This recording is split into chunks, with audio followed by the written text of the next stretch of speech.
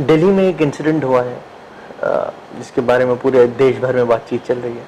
11 लोग एक साथ सुइसाइड करते हैं और एक आदमी, उन्हीं की फैमिली के मेंबर, उनको इस हद तक कन्विंस कर ले जाता है कि सब के सब लोग तैयार हो जाते हैं फांसी लगाने को। मीडिया ने इसको दूसरे तरीके से कई सारे एंगल से बात करी, वीडियो भी रिलीज हो गया है, सारी चीज़ें आ गई हैं, पुलिस के भी एंगल्स हैं, ऑकल्ट, हिप्नोसिस, साथ में ये मिस्टिकल चीज़ें, मिस्ट्री, सब का एक समागम के तौर पे चल रहा है। लेकिन अभी भी लोगों के दिमाग में पास कोई आंसर लेकिन अभी भी है नहीं कि ऐसा कैसे पॉसिबल है। मीडिया भी जो बात करे वो सब उनके एजम्पशंस हैं। तो किसी, चूंकि पूरा परिवार ही चला गया ना, तो कोई बताने वाला रहा ही नहीं कि एक्चुअल में हुआ क्या। सब एजम्पशन है। तो हमको क्वेश्चंस रेज करने चाहिए बहुत सारी चीज़ों पे। पहली चीज़ तो ये कि क्या किसी को इस हद तक कन्विंस किया जा सकता है? कन्विंस तो किया जा सकता है बहुत, लेकिन जैसे कि एक परिवार में सारे लोग, उसमें देखिए 14-15 साल के बच्चे से लेके और 3 पीढ़ियां थी जहाँ तक मेरी जानकारी है, तो सबको एक साथ कन्विंस कर दे एक आदमी मरने के लिए, तो ये एक क्वेश्चनेबल चीज़ है। क्योंकि एजम्पशन मीडिया का है, क्योंकि कोई आंसर तो है नहीं इस चीज़ का, तो मानते हैं कुछ तो ऐसा हुआ होगा, किसी ने किया होगा, किसी ने ब्रेन वॉश किया होगा, या मतलब एनीवे सब उसके एंगल को फिट करने की कोशिश है कि ऐसा क्यों हुआ होगा। गुत्थी उतनी ही बड़ी अभी भी सभी के लिए है कि 11 के 11 लोग, इंक्लूडिंग टीनेजर बच्चे। सही बात है। फॉर्म में काम करने वाली एक लड़की भी थी, पढ़ी लिखी लड़की। बिल्कुल, एक लड़की की अभी शादी भी होने वाली है उसी की। तो उसमें सब क्यों तैयार हो जाते हैं? हादसा है, हत्या है, या कोई हैपनिंग है? इसके पास ठोस किसी के पास आंसर नहीं है। और जैसे कि मीडिया में मैंने भी देखा है कि लोग धार्मिक स्वभाव के थे, धार्मिक तो पूरा अपना देश में बड़ी पॉपुलेशन धार्मिक है, तो धार्मिक लोग आत्महत्या तो नहीं कर लेते हैं, या कोई इस तरह की रुचियां रखने वाला व्यक्ति है तो वो आत्महत्या कर लेता है। और अकेले कर ले तो कर ले, सारे लोगों को एक साथ करवा दे, तो एक इसके एंगल बहुत सारे हो सकते हैं। पहली चीज़ तो मुझे लगता है यही है कि ह्यूमन नेचर की जो अनसर्टनिटी है, उसका भी एग्जाम्पल है कि ह्यूमन नेचर में कुछ भी पॉसिबल है जिसके बारे में हम अनुमान लगा सकते हैं, जिसको हमारा माइंड एक्सेप्ट करने के लिए तैयार नहीं होता। जो हमारा माइंड तो चाहता है क्लियर कट आंसर होना चाहिए हमारे पास कि ऐसा इसलिए हुआ, एक आदमी ने कन्विंस कर दिया, एक आदमी ने पोजेस कर लिया, एक आदमी ने ये कर लिया।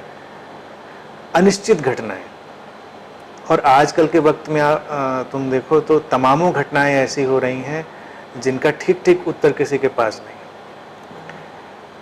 अस्तित्व तो ऐसी बहुत सारी चीज़ों को लेकर आता है जिसमें ह्यूमन माइंड की और ह्यूमन जो कॉन्शियसनेस है उसकी अनसर्टनिटी का डिस्प्ले होता है कि हम जितनी दूर तक सोच सकते हैं उससे आगे भी कुछ संभव है।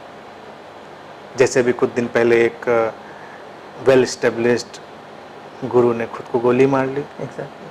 उसका भी किसी के पास कोई ठोस उत्तर नहीं है। चाहे वो कहें कि उनके पारिवारिक झगड़े थे, पारिवारिक झगड़े तो तमाम लोगों के यहाँ होते हैं, उससे भी भीषण झगड़े होते हैं। उन्होंने खुद कितने पारिवारिक झगड़ों को सुलझाया होगा। सुलझाया, वो काम ही यही करते थे। जो किसान आत्महत्या कर रहे थे उसके लिए वो पूरा अपना आंदोलन चला रहे थे, बड़ी सहायता कर रहे थे, और पूरा इंटेलिजेंट पर्सन थे। और एज अगर गुरु के रोल की बात देखी जाए तो जो मेन स्ट्रीम में पॉपुलर गुरु हैं उनसे बस 16 और 20 का ही फासला होगा अगर पॉइंट रखा जाए। कोई उनकी चाहे प्रसिद्धि हो, उनके पास जाने वाले लोग हों, उनके तौर तरीके हों, उसमें बस डिग्रीज का फ़र्क है। जो मेन स्ट्रीम के हैं लोग और वो आदमी एक दिन उठता है, गोली मार लेता है। 11 लोग एकदम सुसाइड कर लेते हैं। इनको देखने का नज़रिया यही होना चाहिए, या तो हम तहकीकात करने में सक्षम हों, हम पूरा उस पर अच्छे से उसको समझने की कोशिश करें, अदरवाइज अनसर्टनिटी ऑफ लाइफ का डिस्प्ले है कि यहाँ कुछ अजूबी कौतुक वाली घटनाएं होती हैं जिनकी वजह होती हैं, वजह बेशक होती होंगी, लेकिन ये जनरलाइज्ड वजह नहीं है जिसको लोग लेकर चलते हैं कि एक व्यक्ति किसी को ब्रेन वॉश करे और तैयार कर दे आत्महत्या करने के लिए। कम से कम टीनेजर बच्चों को ब्रेन वॉश करना तो बहुत ही मुश्किल है। सही बात है। कोई करके देख ले। इन मामलों में देखिए लोग जनरलाइज आंसर करते हैं, लेकिन फिर सोचने की बात है अगर यही चीज़ है तो कितने ग्रुप्स हैं, कितने जो समाज में फैली चीज़ें हैं, सभी लोग इसका उपयोग कर लें, लेकिन तब तो नहीं होता, कहीं हो जाता है। तो माइंड की जो और हैपनिंग्स की चीज़ें हैं उनका कोई तुक नहीं है, कोई लॉजिक नहीं है। डोंट यू थिंक कि माइंड इतना फ्रेजाइल है इंसान का कि उस पर आप कुछ भी डालते हो और वो उस हिसाब से रिएक्ट करने लग जाता है? जैसे इसी केस में, बाकी सारे केसेस में हम देखें, पहले पास्ट में भी आपसे भी इंसिडेंट सुनी है हमने कि मास किलिंग हो गई है, लोगों ने इसे हद तक कन्विंस कर लिया है। एंड बहुत सारी चीज़ें हम दूसरे एंगल से भी देख सकते हैं कि लोग मास किलिंग के लिए लोगों को आर्मी तैयार करते हैं, टेररिस्ट लोग भी ऐसे होते हैं। So people are so fragile, लोगों के माइंड कितने फ्रेजाइल हैं। तो इंटरनल स्ट्रेंथ या इंटेंसिटी इनसाइड से कैसे लाएगा इंसान? I don't know what is going to happen. Exactly, mind fragile तो है ही है, माइंड को इम्पैक्ट किया ही जा सकता है, वही कंडीशनिंग है, वही कंडीशनिंग जो सारे लोग यूज करते हैं, चाहे वो रिलीजन हो, पॉलिटिशियंस हो, सब उसी कंडीशनिंग को यूज करके पूरे पब्लिक को इम्पैक्ट करते हैं। तो वो तो पॉसिबिलिटी है, लेकिन अगेन वो एक जो कॉस्मिक लॉ है उसका एक पैटर्न भी है, उसका मोमेंट भी है। खास मोमेंट पर लोग उस जोन में होते हैं जो इम्पैक्ट किए जा सकते हैं, और वो वक्त बीत जाता है, वो दौर ख़त्म हो जाता है। यानी कि एक लेवल पर देखा जाए कि एक ऐसी मिस्ट्री है जहाँ पर लोग उस जोन में पहुँच जाते हैं, सीधे आंसर किसी के पास नहीं होते इन चीज़ों के। मैं बस इसको ऐसे ही देखता हूँ कि अच्छी बुरी कैसी भी वियर्ड से वियर्ड पॉसिबिलिटीज़ ह्यूमन माइंड की हैं, और ये कॉन्शियसनेस के प्लेन पर हमेशा घटेंगी। क्योंकि हम लोग निगेटिव में तो ये इमेजिन करते हैं कि अच्छा क्या माइंड की ये कैपेबिलिटी भी है, लेकिन जब कोई एक सामान्य व्यक्ति निकलकर बुद्ध हो जाता है, सारे दुख के बीच में वो शांत हो जाता है, तब हम नहीं कहते कि ये भी तो बड़ी रेयर और वियर्ड सी पॉसिबिलिटी है कि भाई ऐसा कैसे हो सकता है, सारे लोग दुखी हैं, परेशान हैं, आप क्यों नहीं परेशान हो रहे, आप शांत हैं। या कृष्ण जैसा व्यक्ति, चारों तरफ युद्ध है, विभीषिका है, और वो शांत है, मुस्कुरा सकता है अपने साथ खड़े होके। तो वो भी एक रेयर पॉसिबिलिटी। तो उस रेयर पॉसिबिलिटी को बैलेंस करने के लिए उतनी ही सिनिकल पॉसिबिलिटी भी पैदा होगी, कहीं पर किसी के अंदर उतनी ही सिनिकल साइकोटिक जो चीज़ें हैं वो भी पैदा होंगी। साइकोपैथ और बुद्ध दोनों साथ ही साथ पैदा होंगे। अच्छा, स्पिरिचुअलिटी में डोंट यू थिंक आपके पास, आई एम श्योर हर स्पिरिचुअल मास्टर के पास ऐसे फ्रेजाइल माइंड वाले लोग आते होंगे जो जिनको नहीं पता, because that is why they are seeking answers. उस पॉइंट पर how do you suggest them? आप किस तरीके से उनको कन्विंस करते हैं, या किस तरीके से उनको कहेंगे कि you need to draw your own strength? भाई आप, you can also give someone a hypnotic thing कि ये कर लो, अपने हेलुसिनेशन में खुश हो सकता है कि हाँ ठीक है, लाइफ मेरी अच्छी है। आपने एक सजेशन दे दिया एक मेडिटेशन में कि भाई लाइफ तुम्हारी बहुत अच्छी है, आँख खोला, लाइफ मेरी बहुत अच्छी है। So how do you take that thing?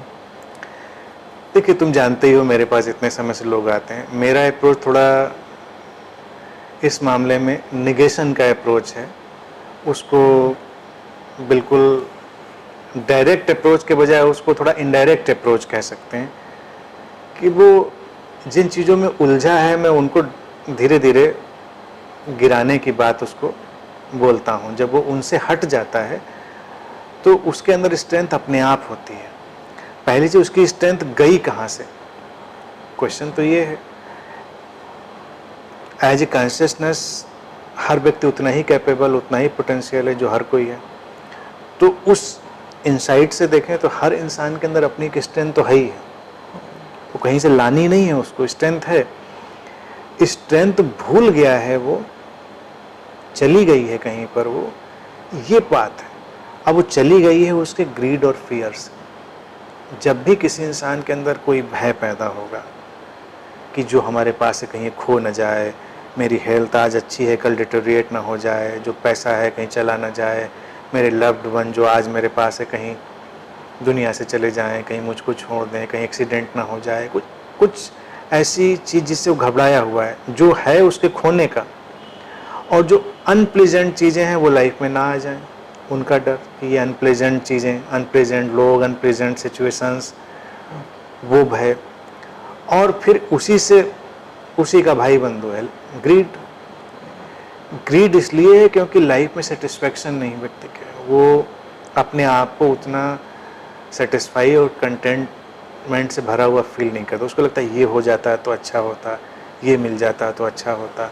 Material plane पे कि हमारी सैलरी इतनी है, इतना पैसा है तो इतना हो जाता तो बढ़िया होता, ये घर थोड़ा और बड़ा हो जाता तो और बढ़िया हो जाता, वो वाली कार भी ले लेते तो बहुत बढ़िया हो जाता, और ये सब पूरा हो जाए तो एनलाइटनमेंट भी मिल जाता तो बढ़िया हो जाता। वो भी काइंड ऑफ ग्रीडी है कि एनलाइटनमेंट मिल जाता, right now you are enlightened, तुमने उसको भूला कैसे, तुमको ये चीज़ जाननी है ना पहले। तो वो सब सोचता है ऐड ऑन करेंगे हम तो चीज़ें, और ये सब चीज़ें ही उसको कमज़ोर बनाएंगी, ये सब चीज़ें ही उसको कमज़ोरी में ले जाएंगी। तो उसको बस यही बताना होता है कि इन चीज़ों से हटो, जीवन तुम्हारा अभी परिपूर्ण है, और जिन सहायताओं को तुम ढूंढ रहे हो, जिन कोऑपरेशंस को, वो तुमको ऑलरेडी अवेलेबल है। The whole universe is cooperating you. तो किसी के सामने गिड़गिड़ाओ नहीं, भीख मत मांगो। जो बाबा बिजनेस, गुरु बिजनेस देखो मार्केट में है, वो इसीलिए है क्योंकि व्यक्ति अपनी समस्याएं लेके जाता है, मैं क्या करूं मेरी समस्या, तो उसको कोई समाधान पकड़ा दिया जाता है। तो फनी समाधान से लेकर इंटेलेक्चुअल समाधान तक पकड़ाए जाते हैं। मेरी लाइफ में बहुत स्ट्रेस है, बहुत परेशान हूं, तो ध्यान करो, ये पैकेज करो, ये सब चीज़ करो। वो थोड़ा इंटेलेक्चुअल लगता है, और कुछ फनी से भी हैं, वो वाले भी सल्यूशन है। लेकिन वो अपनी कमजोरी को पूछ रहा है, मांग रहा है किसी से। अब अगर कोई उससे ये कहे कि डीप डाउन तुम कमज़ोर तो हो नहीं, तुमने अपनी लाइफ के सेटिस्फेक्शन को नहीं ढूंढा, तुमने अपने इनर कंटेंटमेंट को नहीं तलाशा, उसको नहीं समझा, इसीलिए तुमको कुछ ऐड करने का लगता है कि ये होगा तब ये होगा। यानी कि ध्यान करने की बात, एक तो मेडिटेशन है जॉय, कि हमको जॉयफुल लगता है, हम बैठते हैं, हमको साइलेंस में अच्छा फील होता है, जॉयफुल। तो हम एक है कि भाई मेडिटेशन करेंगे तो हम जॉयफुल हो जाएंगे, और मेडिटेशन करेंगे तो हमारी परिस्थितियाँ भी ठीक हो जाएंगी, मन शांत हो जाएगा, सब उसके टारगेट आ गए सब। अब ऐसा आदमी कुछ दिन ट्राई करेगा, उसके बाद निराश हो जाएगा।